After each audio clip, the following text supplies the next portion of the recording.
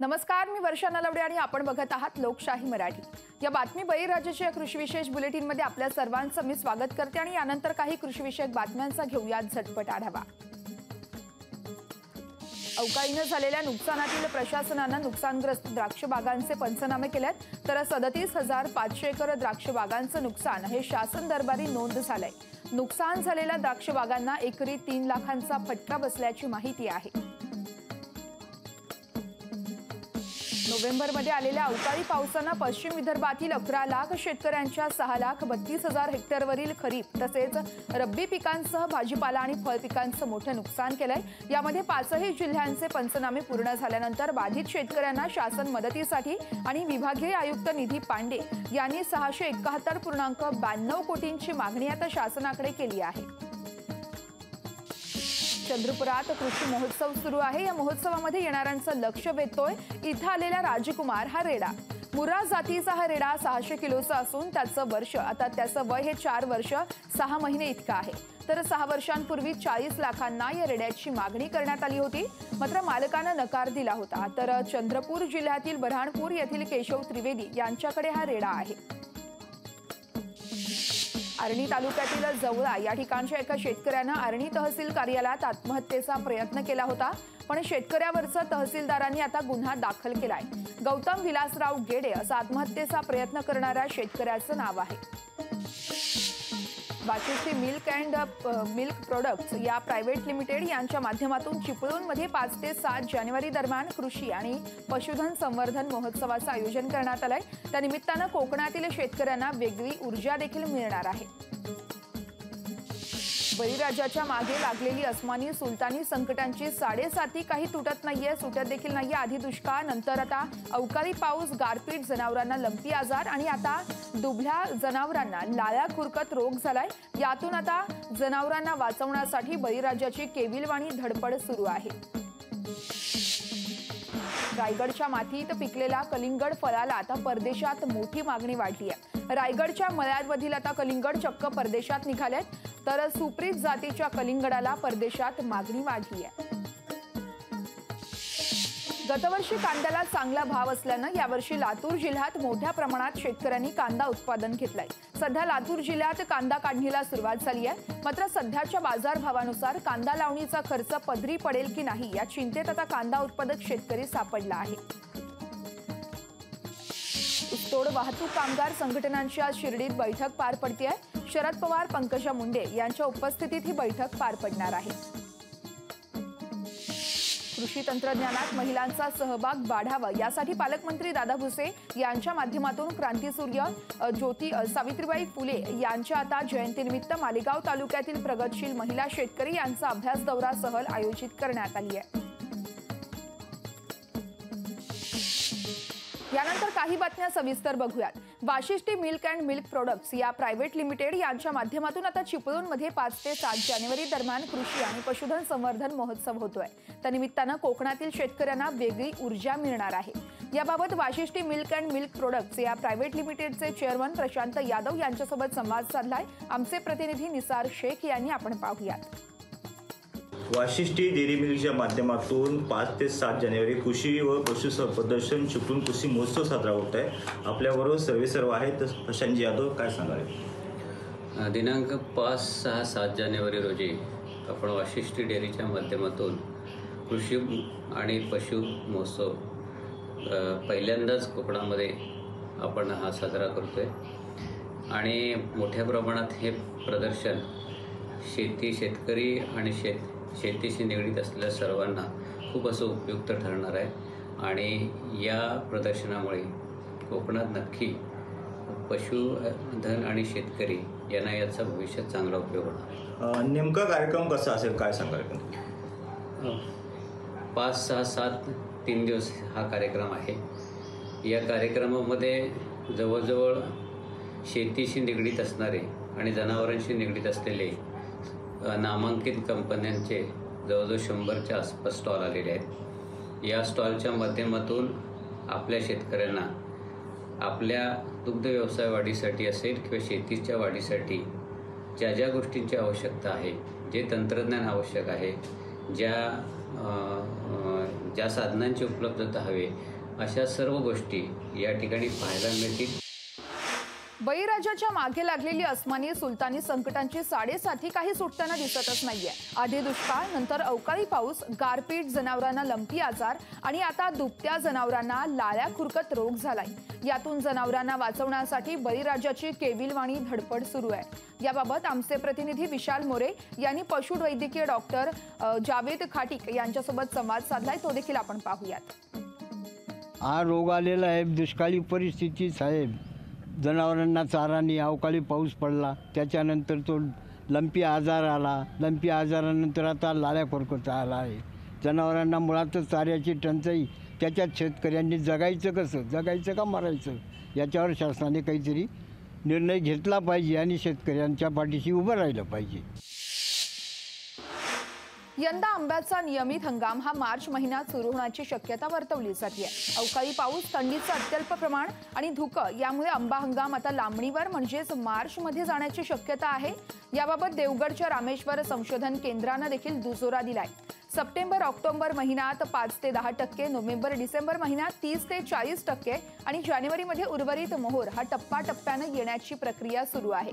आंबा परिपक्व होण्यासाठी 90 ते 100 दिवसांचा कालावधी लागत असतो. त्यामुळे आता यंदा आंबा खवय्यांना मार्चपर्यंत प्रतीक्षा करावी लागणार आहे. याचाच आढावा घेतलाय आमचे प्रतिनिधी रोहन नाईक यांनी. आपण तो पाहूयात.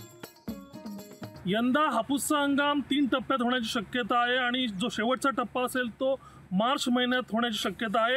आता आपण जे आहोत ते एका आंबा काजू जी बाग आहे त्या भागात आहोत आणि देवगड हापूस आंब्याचा नियमित हंगाम मार्चमध्ये सुरू होईल अशी शक्यता वर्तवण्यात येते.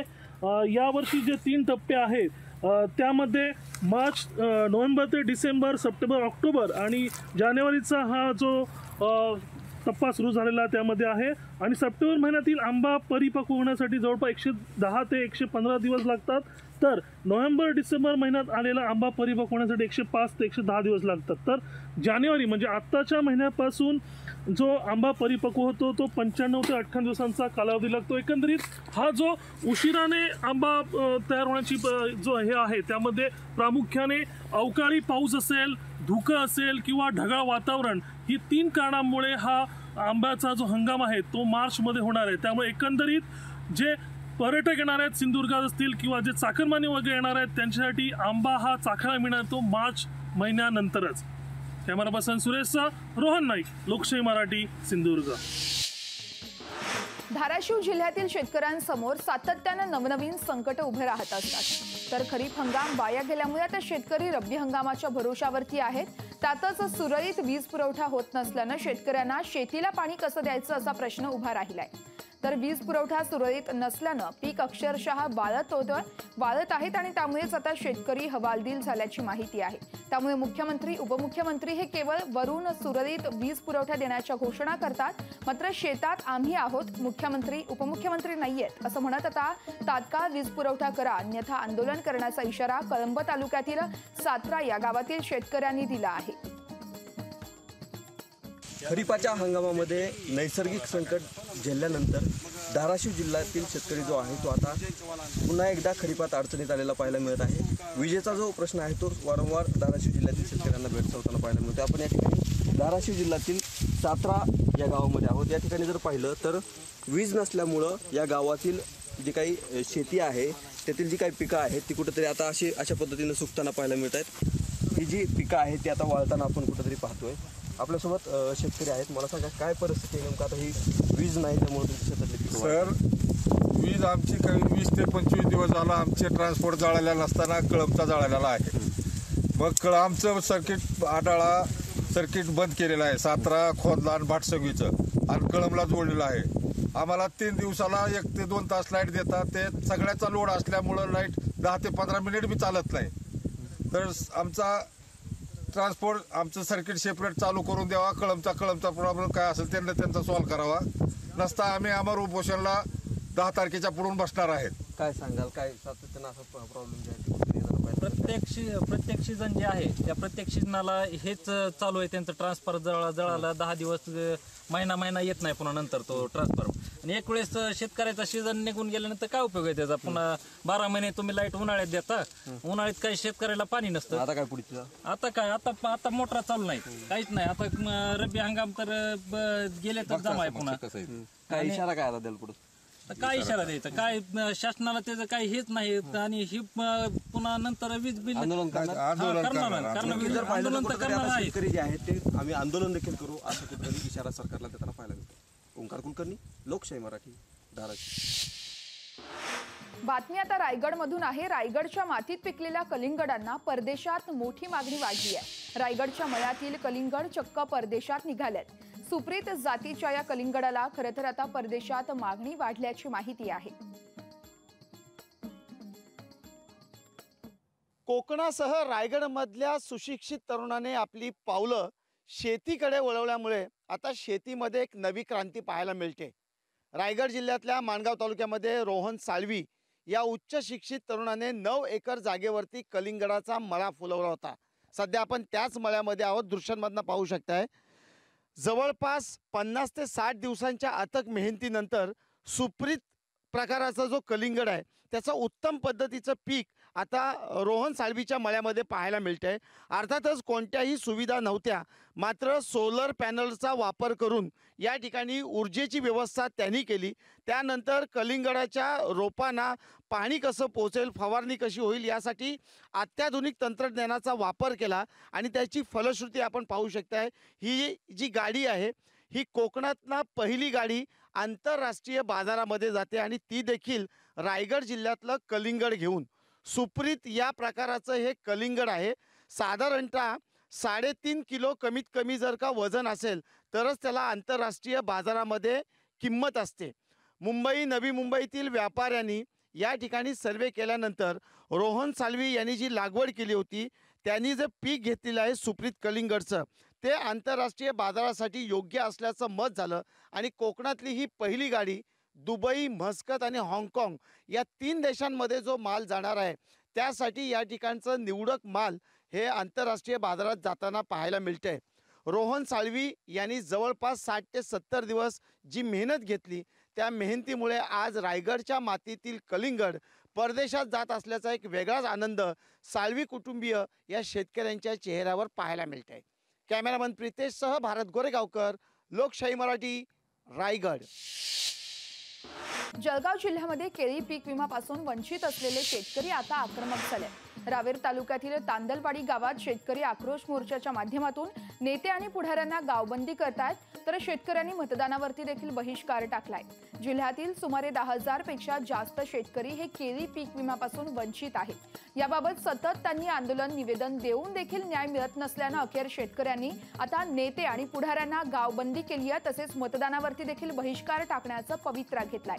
याबाबत आढावा घेऊन शेतकऱ्यांच्या प्रतिक्रिया जाणून घेतल्यात आमचे प्रतिनिधी मंगेश जोशी यांनी. आपल्यासोबत केळी उत्पादक शेतकरी आहेत. काय सांगाल, ज्या पद्धतीने खरं तर हजारो शेतकरी जे आहेत ते पीक विम्यापासून वंचित आहेत. आज आपण खरं तर आक्रमक पवित्रा घेतला आहे, नेत्या पुढाऱ्यांना गावबंदी केली आहे. गावबंदी करण्याचं आम्हाला कारण असं आहे की 2022-23मध्ये ज्यावेळेस विमा काढला तर त्याचा प्रीमियम कापला गेला. 1 वर्षानंतर विमा कंपनी आम्हाला म्हणते की तुमच्या शेतामध्ये केळी नाही आहे. याच्यामध्ये कृषी विभागाचा सगळ्यात मोठा घोळ आहे आणि त्याच्यानंतर विमा कंपनीचा घोळ आहे. आमचे पैसे जोपर्यंत मिळत नाही तोपर्यंत कुठलाही पुढारी, मंत्री असो कोणीही असो, इव्हन मुख्यमंत्रीसुद्धा आले तरी आम्ही त्यांना हात जोडून विनंती करणार, गावामध्ये प्रवेश नाही. हा जो शेतकऱ्यांवरती अन्याय झालेला आहे हा दूर करण्यासाठी आम्ही सर्व शेतकरी प्रयत्न करणार आहोत की आम्हाला आता ह्या विषयावर जोपर्यंत न्याय मिळत नाही तोपर्यंत शेतकरी सर्व ठाम आहोत. आज आमच्या इथे तांदलवाडी शिवारामध्ये 300 हेक्टर केळी लागते. त्यापैकी फक्त 70-75 हेक्टर केळींचा विमा लाभ भेटलेला आहे शेतकऱ्यांना. 200-250 हेक्टर केळीचा लाभ भेटलेला नाही आहे.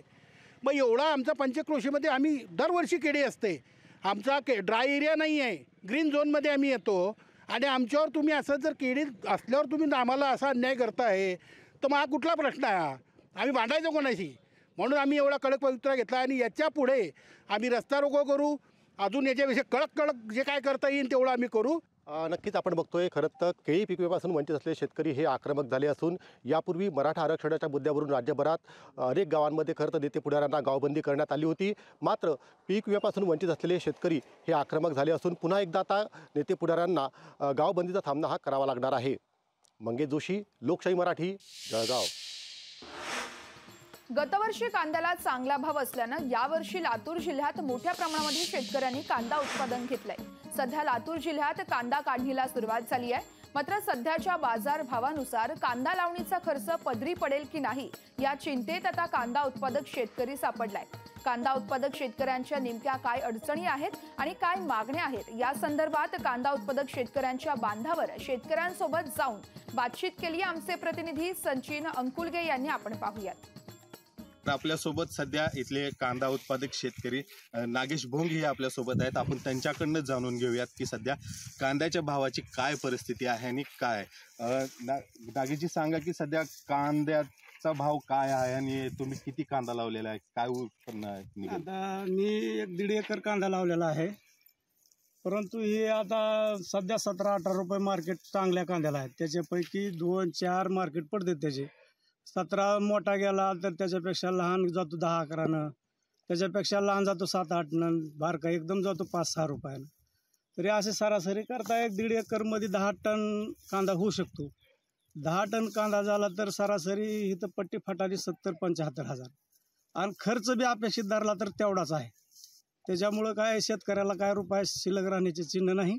काय सरकारकडे काय मागणी आहे केंद्र सरकार? आता केंद्र सरकारकडे मागणी म्हणजे एवढीच की बाबा शेतकरी आता बरेच आतापर्यंत मेले, पण हिथून राहिलेले तर शेतकऱ्यांना काय तर नफा मिळावा ह्याच्यासाठी निर्यात वगैरे चालू करावं लागेल. काहीच नाही. केंद्र सरकारनं निर्यात बंदी उठवावी यामुळं तरी कांदा उत्पादक शेतकऱ्यांना थोडासा फायदा होईल अशीच अपेक्षा सध्या लातूर जिल्ह्यातल्या शेतकरी करत आहेत. सचिन अंकुलगे, लोकशाही मराठी, लातूर. चंद्रपुरात सध्या कृषी महोत्सव सुरू आहे आणि या महोत्सवामध्ये येणाऱ्यांचं सर्वांचंच लक्ष वेधतोय तो म्हणजे इथे आलेला राजकुमार हा रेडा. मुर्राज जातीचा हा 600 किलोचा रेडा 4 वर्ष 6 महिन्यांचा आहे. 6 महिन्यांपूर्वीच 40 लाखांची या रेड्याची मागणी देखील करण्यात आली होती, मात्र मालकानं नकार दिलाय. चंद्रपूर जिल्ह्यातील बऱ्हाणपूर येथील केशव त्रिवेदी यांच्याकडे हा रेडा आहे. प्रसिद्धि नाम का एक रेडा है, उसका बेटा है, युवराज का बेटा है. इसको 1300 किलोग्राम से ऊपर है. इसका जात ने बहुत डॉक्टर ने उसको परीक्षा करके 100% मुर्रा जात है. ये ऐसा वो जात बहुत कम जगह में मिलता है. उसको बच्चा का है ना 21 लीटर का मिल्किंग कैपेसिटी आ रहा. तो हमारे के लास्ट ईयर है, मेरे को 40 लाख रुपये का मांग के गया था, मैं नहीं दिया. आणि यानंतर बुलेटिनमध्ये आता आम्ही इथेच थांबतोय. नमस्कार.